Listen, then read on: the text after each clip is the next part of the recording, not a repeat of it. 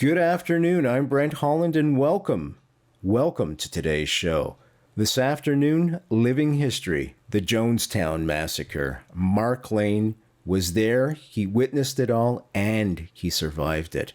Jonestown, Guyana, November 1978. 900 People's Temple members died there in a murder-suicide by cyanide poisoning.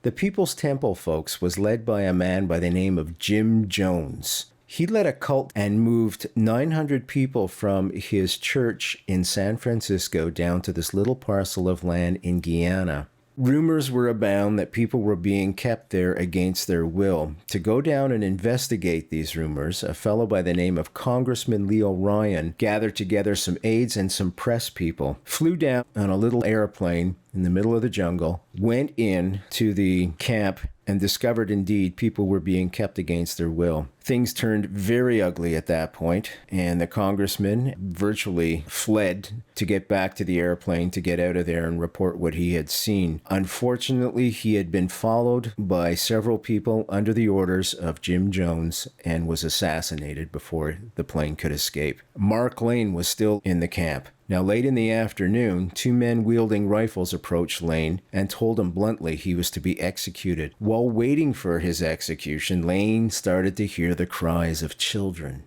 and the gunshots less than 200 yards from where he stood. This was only the beginning of the long black night of murder at Jonestown. Mark Lane. Guards come up and say, you're both under revolutionary arrest and you'll be executed. And they took us to a cabin, and by then they started killing people up there. I was only about 200 yards away. In the cabin, I heard they broadcast it all on a microphone, saying, we all have to die. It's revolutionary suicide. People were screaming no. They were forced to drink poison. Some were shot when they tried to leave. And I heard all of that, and then these two guys said, we're all going to die. Come on out, Mark.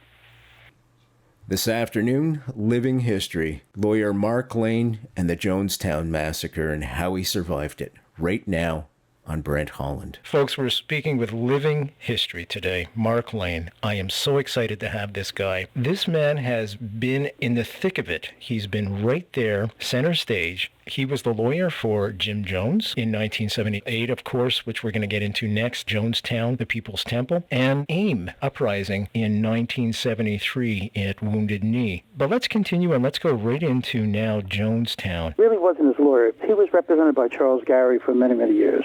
I never even heard of Jonestown. In September, before the murders took place in November, the massacre took place in November. In September, I had not heard of Jonestown or Jim Jones 2 months before. And I got a phone call from someone at Jonestown, from the Jonestown organization. She was in the office in San Francisco, asking me if I would come down and present a lecture on the Martin Luther King assassination in Jonestown. And I said, what is Jonestown? And then I talked to Donald Freed, who was a well-known author, playwright, teacher, and he had been there, and I knew him. I said, tell me about it. And he said it's really a remarkable place, and it's in the middle of this jungle, and in Guyana, and they have a medical facility, and they have schools and everything. Mostly black Americans are there. A lot of people have been abused who ended up there, and Jones is a charismatic leader of the group. I said, okay. I said, who else has been there? He said, well, Merv Dimely. Now, I knew Merv Dimely. Merv Dimely was a member of Congress, an African-American member of Congress from California. He was a friend of mine. So I called Merv. I said, you've been there? He said, yes. What do you think? And he also had a very positive view. And then I did a little research and found out he had met with, almost every major leader of both parties. He met with Jimmy Carter's wife, Rosalind. That's right. He was present with Jimmy Carter. And he was just a guy who had a church in Ukiah, California, and was very well respected. He moved to San Francisco. He became the housing commissioner for the city of San Francisco. It was a high position in government. And so he had all of these credentials. So I said, okay, I'll go down there and lecture on the King assassination. I did. I went there and I lectured. And in September, and that was that. And he said to me, Jones said, I don't really trust Charles Gary, who's my lawyer, and I believe the CIA is going to try to destroy us. And I would like you to find out what you can about that. Can you do anything? He was quite nervous and very frightened. I said, why would they want to destroy you? He said, we came here to set this up. It's not working. we've done everything we can to build an agricultural community here.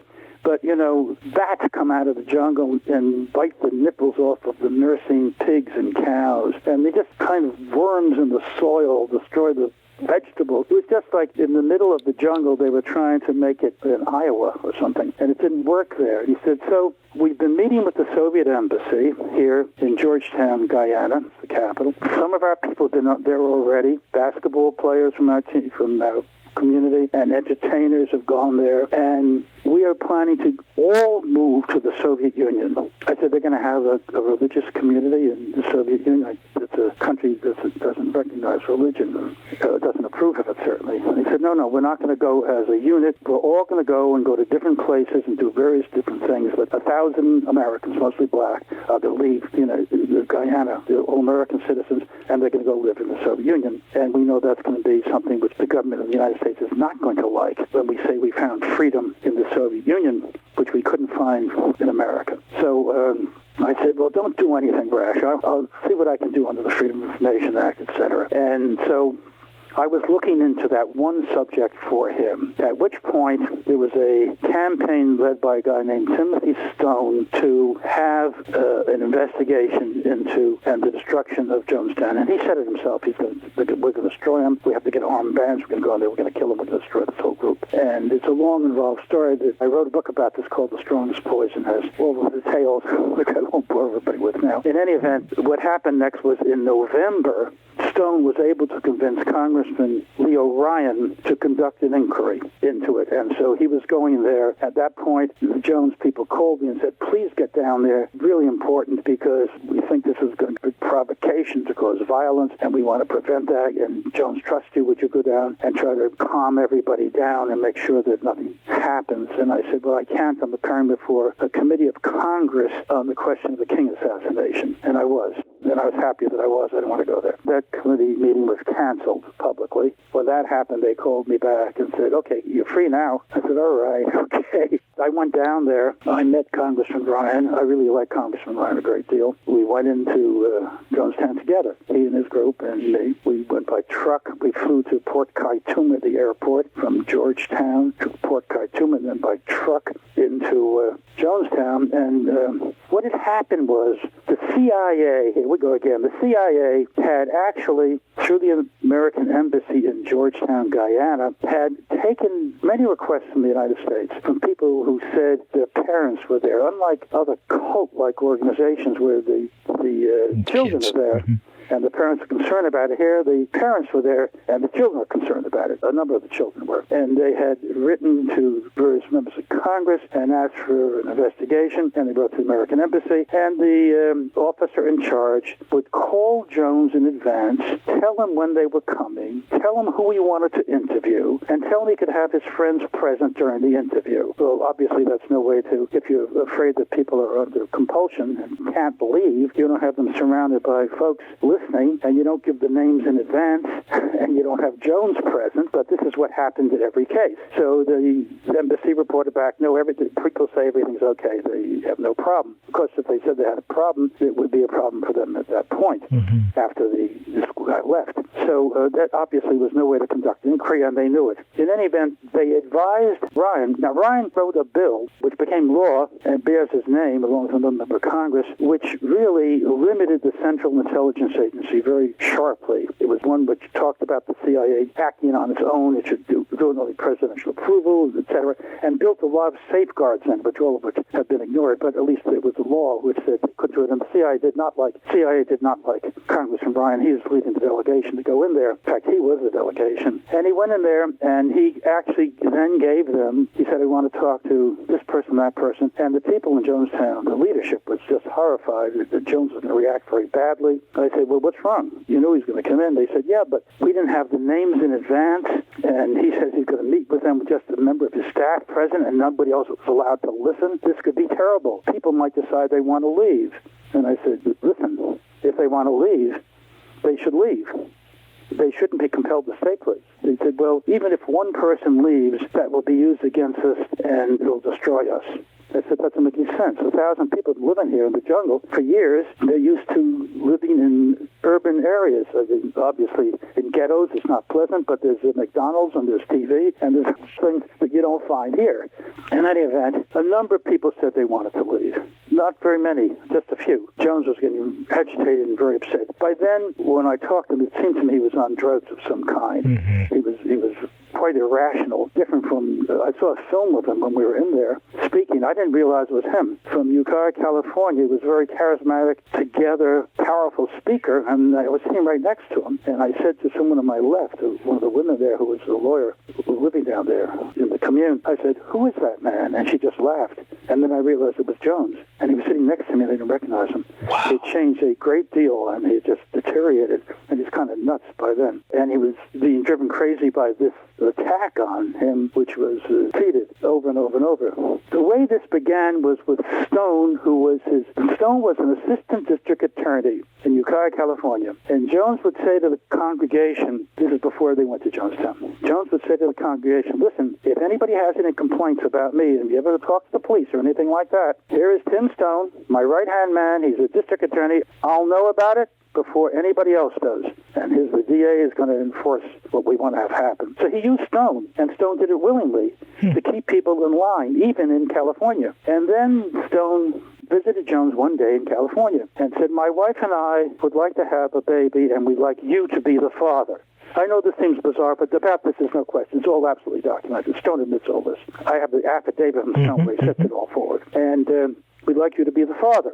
And Jones was very happy to comply. They had a baby. And then later, Stone and his wife separated, and the wife said she wanted to have her child. And Stone said, the only place that's safe for you, there's no extradition treaty, is you got to go to Jonestown, and you'll be perfectly safe there. So that's why Jones went to Jonestown. It had been a community there, but he wasn't living there. So he went there with his baby, with the child, so that the child could not be taken from him. And everybody knew that Jones was so paranoid even before that, but certainly he didn't want anything that belonged to him to be taken away, certainly not his own child. That's why he went down there. Then, when he was ensconced in there, Stone then led the campaign to get his child, and the Guyanese government said they might extradite him and send him to the United States, and there was a big discussion about that. That's when they decided, among other reasons, to get out of there and go to the Soviet Union, where they would be all together if they wanted to be, or in separate cities if they wanted to do that, pursue different vocations or professions. So Jones was there. Ryan came in, and there was one family where, and this took place that evening, and first evening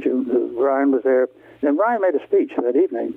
He said, I see how happy somebody you are here. I just wish you were in my district so you could, some of you are from my district, I wish you were there now so you could vote for me. And he had really good feelings. And he said to me later, this is a remarkable place. There's only one thing wrong with it. I said, what's wrong with it? He said, Jones, because I think there's some people who want to leave, and they told me they want to leave, and they're going to go out with me, but why wouldn't they be allowed to leave before? I think it's a really remarkable thing that they've done here, but I think Jones is the biggest problem here. And I said, I agree.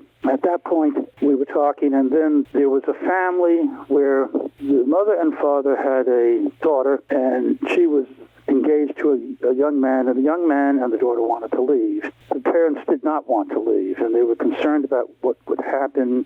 So they talked to Jones, and Jones said, after Ryan goes, wait a week, and then you can leave if you want. But don't go now. It'll be a big victory for Stone. It'll destroy us.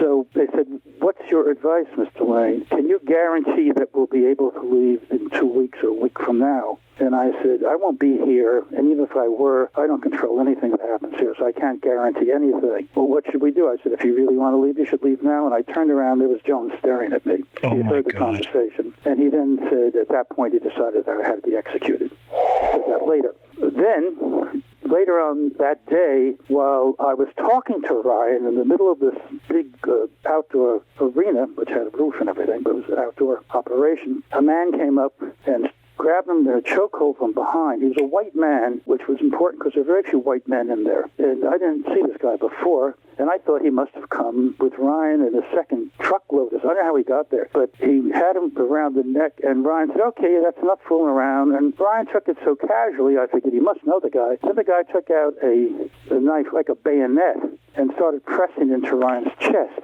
And when I saw that, I leaped forward, I grabbed the guy's wrist and wrestled with him, knocked him down, and Ryan fell flat on his back. I had a cut on my hand. It wasn't bleeding badly, and it was blood on Ryan's shirt. He had a blue button-down Oxford shirt, open at the neck, no time. And he was lying on his back and there's blood on the shirt. So I ripped the shirt open, and he had not been wounded. He was almost in a state of shock, but he had not been wounded. I didn't know where the blood came from. It didn't come from me. It's just a little blood from me. There was more on his shirt than there was coming from me. So I picked him up and we sat down at a bench, and Jones said, "Does this change everything?" And Ryan said, "Yes."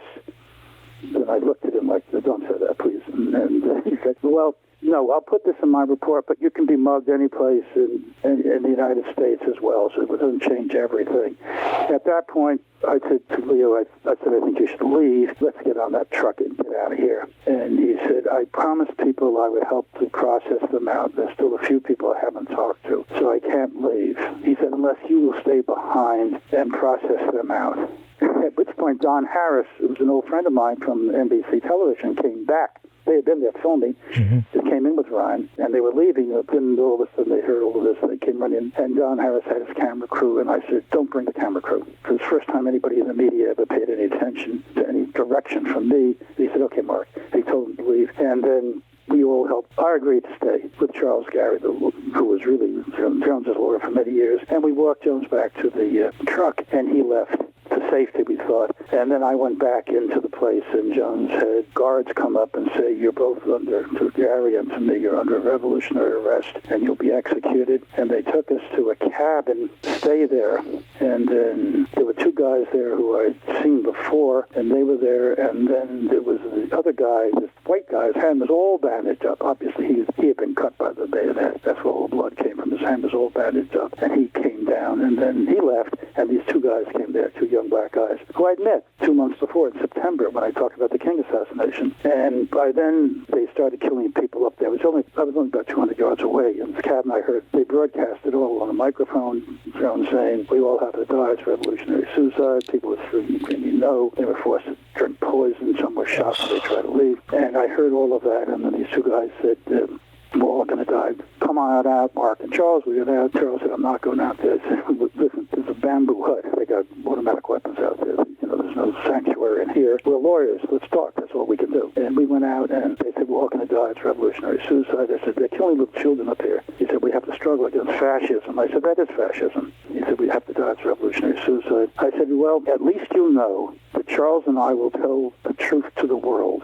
about what happened here." And one of them said, "Yes, I read your book about the King assassination after you talked here. Okay, tell the world the truth." I said, "How do we get out of here?" And I know how to get back to the main place, possibly the pavilion, but that's where everybody was getting killed. And it was not the way to go. And he said, "You just cross that river and hit for that big pine tree there, and you can find the road in the middle of this jungle, impassable jungle." And so I said, "Let's go, Charles." And he said, "We can't go in that river. There are piranha in there. If you care about," I used an expletive, "fish," I said, "You're killing people right there." So we ran in and ran across the street, and it wasn't very deep, and there may have been piranha in there, but they weren't right where we were, obviously, because we got it. And then we headed for it, and then we finally found the road. And this jungle was getting dark then, and we heard people coming down the path toward us. And there were guys with guns. We saw them, so I said, "Let's run." We ran into the jungle, I don't know, maybe 100 yards. And it got dark. Everything had disappeared. We couldn't see anything. It was totally black. It was a triple canopy. It was at 4 in the afternoon. It was pitch black in there, almost pitch black by now. So we spent all night in this jungle, and I didn't see anything. And in the morning, Charles wanted to talk. He said, "So you really think Oswald wasn't the lone assassin?" I said, "Charles, I don't want to talk about that." He said, "I thought you were interested in the Kennedy assassination." I said, "I'm interested in figuring out how we get out of here when it's light." He said, "I know how to get, just go that direction." I said, "I can't see where your point is, too dark." "But how do you know that?" He said, "Well, I've been in the forest before." I said, "This is not a forest." I said, "Where?" He said, "Like in a park in San Francisco." I said, "This is not a forest. This isn't a park. This is an uninhabitable jungle. And it's dark here, even when it's light. I don't know, we're about 100 yards from the road, but people get lost and die because they go in the wrong direction. Let me just think about what we can do." He said, "You don't want to talk about the Kennedy assassination?" I said, "No, I want to talk about getting out of here." I had a little package, a little knapsack that I had with me, and I because I wanted the last minute. I stopped off at JFK, the airport, the little shop there, and I bought a little scissors, hammerkashlemmer, little scissors.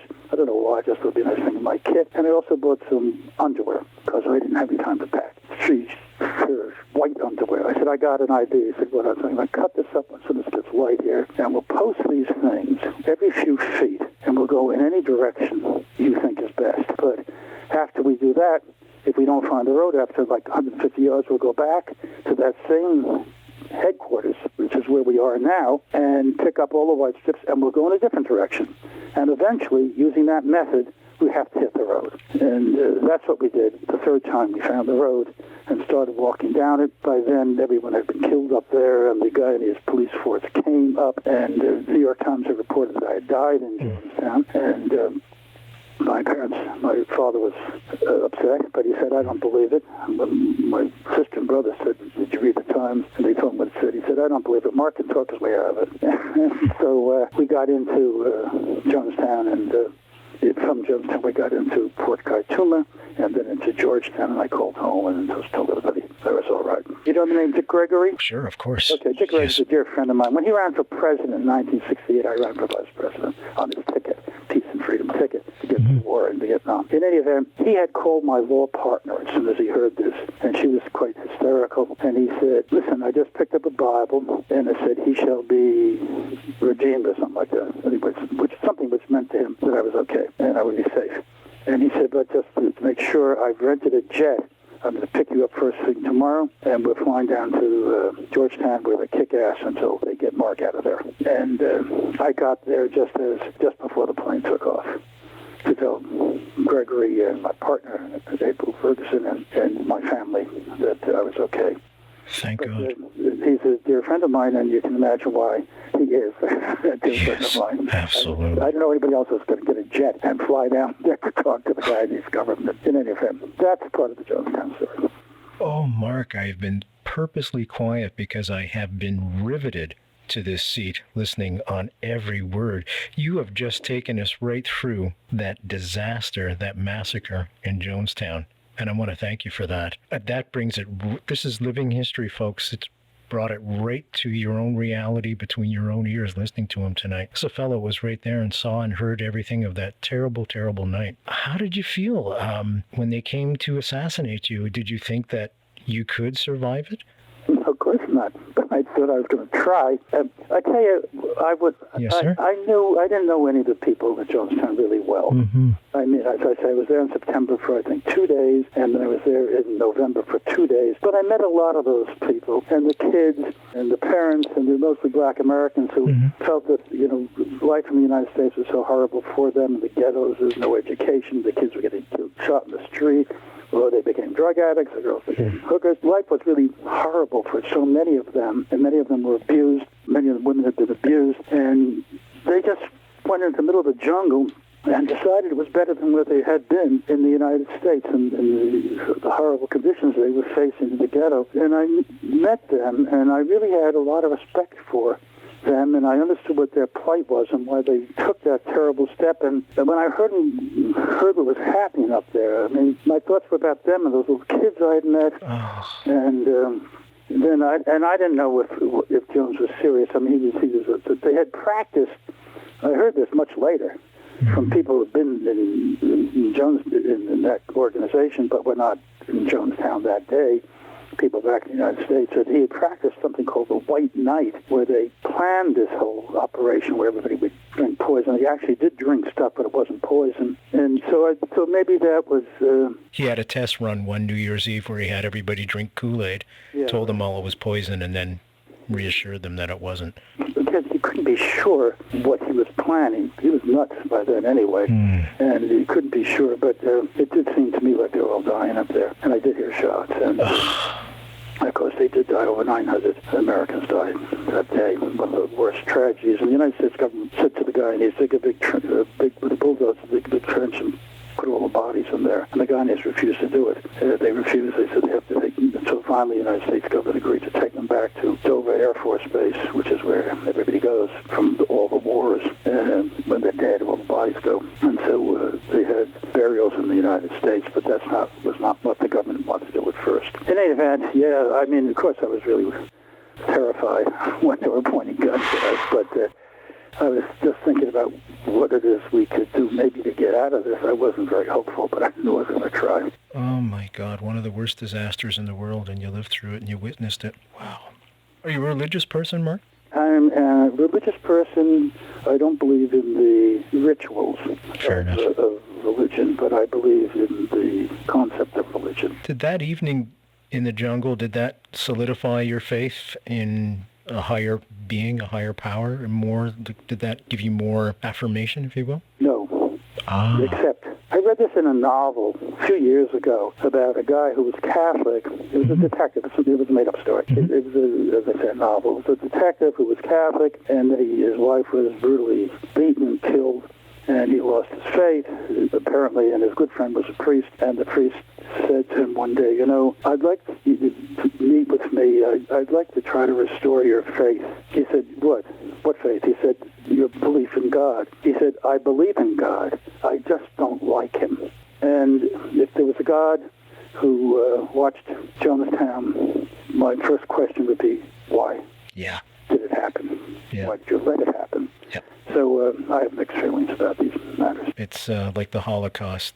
Yeah. The same idea, Exactly. Yeah, he's got a lot to answer for when I get up there, boy. I'm going to question him en masse. Got 50. On your show. Yeah.